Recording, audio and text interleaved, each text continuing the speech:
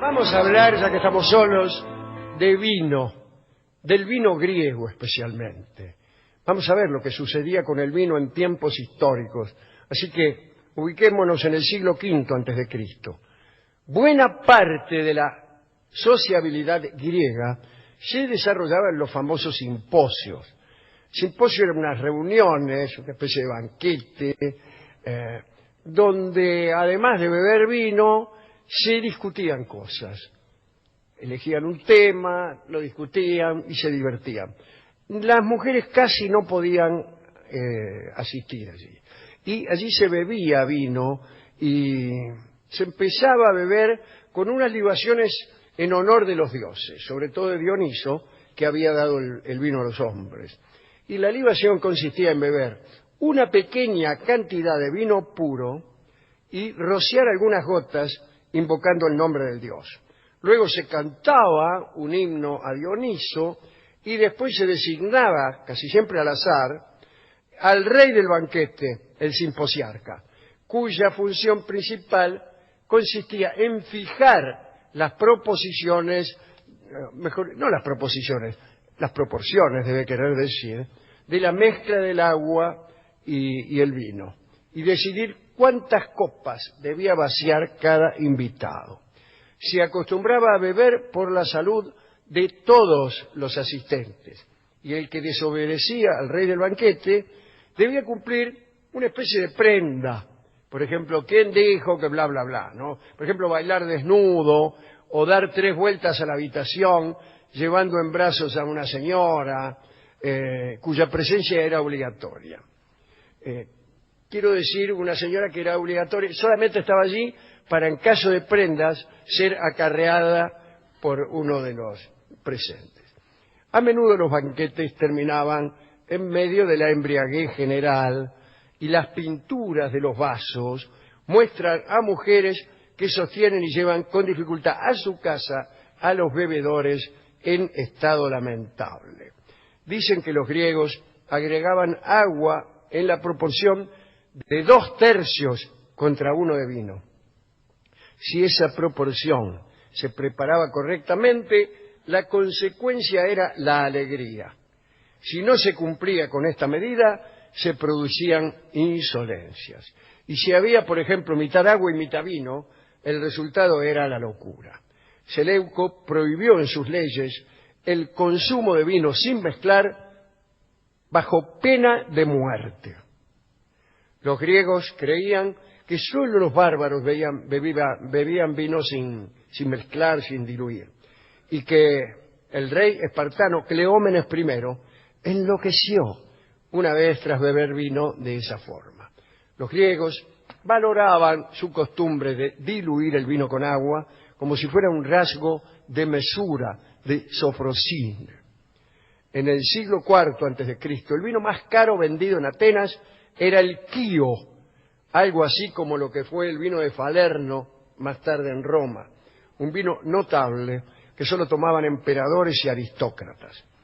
La primera referencia a un vino con nombre se debe al poeta lírico alemán que en el siglo VII antes de Cristo, alemán de nombre el tipo, elogió el Dentis, un vino del monte Taigeto, disculpen ustedes, en Mesenia. Los poetas griegos lanzaban elogios a ciertos vinos y hablaban negativamente de los que no cumplían sus expectativas. Los vinos que se citaban con mayor frecuencia, atención, anoten, el vino de Calcídica, de Ismara, de Quíos, de Cos, de Lesbos, de Mende, de Naxos, de Papareto y de Tasos. Entre los vinos que fueron elogiados estaban 2 de origen misterioso, el Biblino y el Pramno, que eran maravillosos pero se desconocía su procedencia. La ubicación de la vid era un secreto celosamente guardado, y este misterio volvía todavía más caro al vino. Bueno, sabemos que Dioniso es el dios del vino, hemos hablado de los cultos dionisíacos, y contamos también que cuando Dioniso creció, descubrió la cultura del vino y la forma de extraer su jugo, pero Hera, la mujer de Zeus, hizo que se volviera loco por un tiempo y le hizo vagar por diversas partes de la tierra. Dioniso es el eleuterio, o sea, el liberador a través del éxtasis, la locura o precisamente el vino. Pero dejemos a Dioniso. En los mitos aparece un personaje que, según parece, descubrió la uva y se llamaba Estáfilo, que quiere decir en griego el racimo. Estáfilo era un pastor del rey Etolio Eneo. Cada día llevaba los rebaños a los pastos, pero siempre se encontraba con el mismo problema. Una de las cabras volvía más tarde que las demás y parecía más alegre. Estáfilo la siguió y vio que comía una fruta que él no conocía.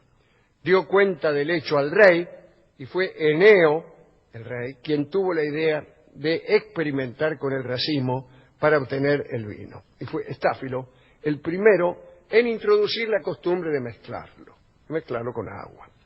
Los centauros, ¿se acuerdan aquellas criaturas un poco caballos? Eran adoradores del vino. En una oportunidad Heracles, que andaba en busca del jabalí de Erimanto, atravesó la región de Fóloe, habitada por un centauro llamado Folo. El dios Dioniso le había entregado a Folo una jarra de vino sellada para que la compartiera con todos los centauros.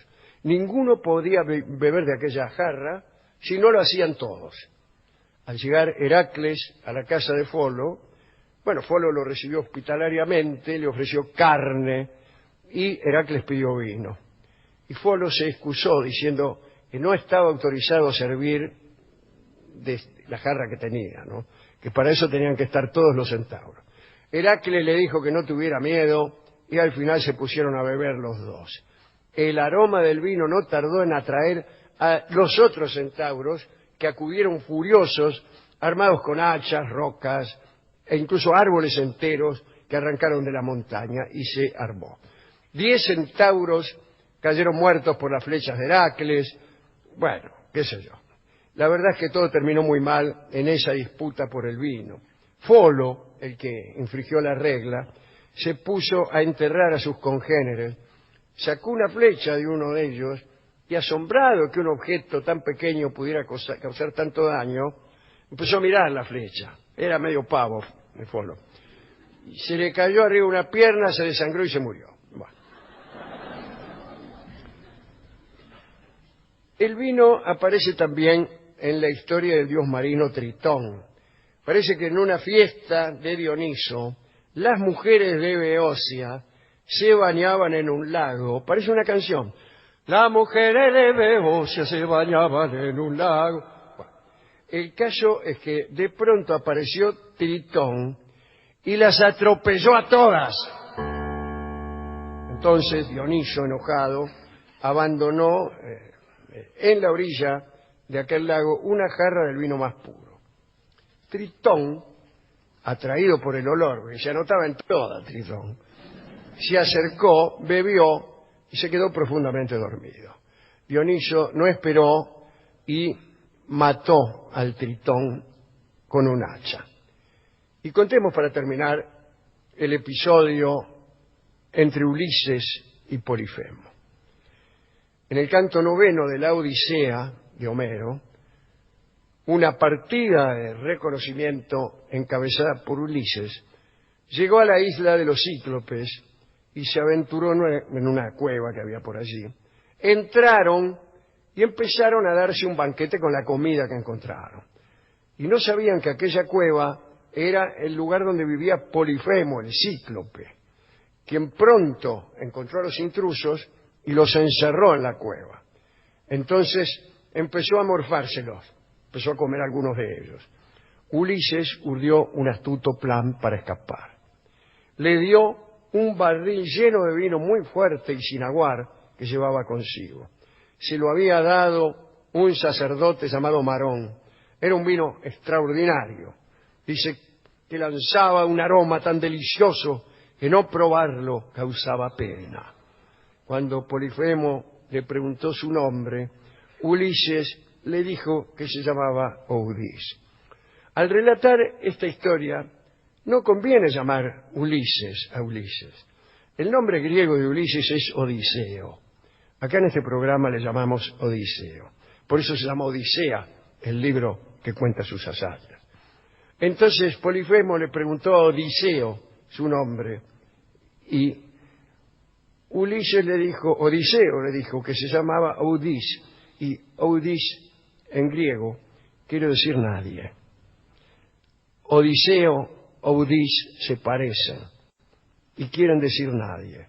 Cuando el gigante borracho cayó dormido, Ulises y sus hombres tomaron una lanza y le clavaron en el único ojo de Polifemo, que empezó a los gritos, qué sé yo.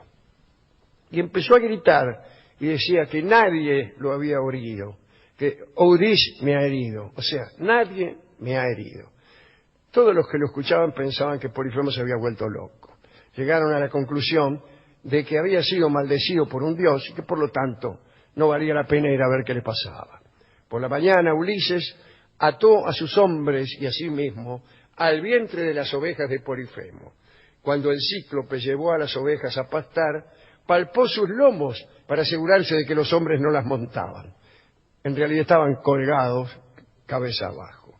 Y así huyeron, bajo las ovejas.